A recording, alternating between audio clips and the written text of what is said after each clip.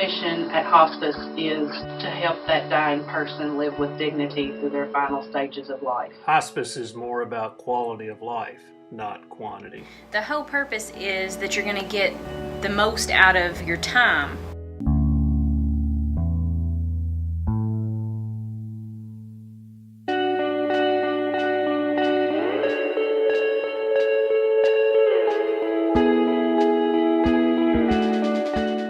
Hospice is an incredible program, but keeping it alive requires time, money, and certified employees.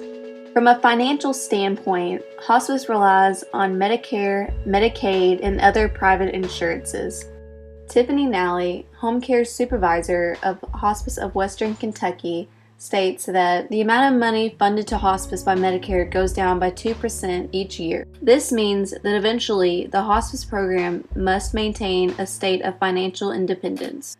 Already, some hospices, particularly in the southern states, are financially struggling due to the longer stay of terminally ill patients. Originally, those who enrolled primarily suffered from cancer. Now, other conditions such as Alzheimer's and dementia seem to be popular, according to Kevin Sack in his article, "In Hospice Care, Longer Lives Means Money Lost." Large assessments and significant borrowing rates due to longer patient visits are capable of quickly setting a financial trap. As a result, some hospices have been forced to shut down. Hospice services becoming unavailable in some communities causes serious effects on patients and their families. Most people, if you ask them what their last wish is, it's to die at home. Without hospice being in the community, most people would end up passing away in the hospital. And there's a good chance that some people would die in pain, whereas hospice tends to control pain and other symptoms. Hospices being shut down may not only affect the actual patients, but also their families. Care for the family continues afterwards, usually continuing at least a year or more if needed. Social workers and bereavement counselors work with families who lost their loved one in order to ensure they cope with death as smoothly as possible. With every well-known program, oppositions and questionings usually arise regarding their services. Reports have been submitted by family members that claim their dying relative was euthanized, overdosed, overly sedated, or extinguished unwillingly.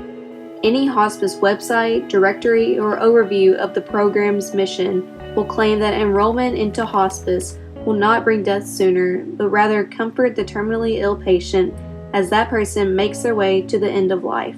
There have been studies that show that patients with hospice actually live 28 days longer than another terminally ill patient that does not have hospice.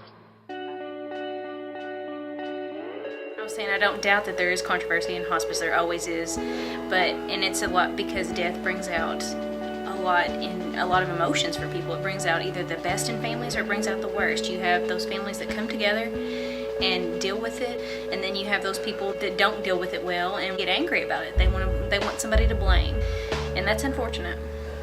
You know, you're doing your best to try to get this patient comfortable, and sometimes patients don't respond to the medications that we're used to using, so we have to find other medications.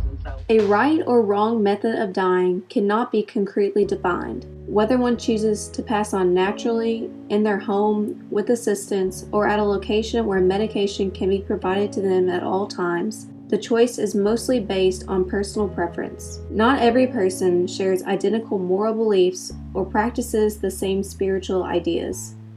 Hospice may not be the best fit for every terminally ill patient on the road to death, but it is an option available for anyone who qualifies and wishes to be able to receive their services.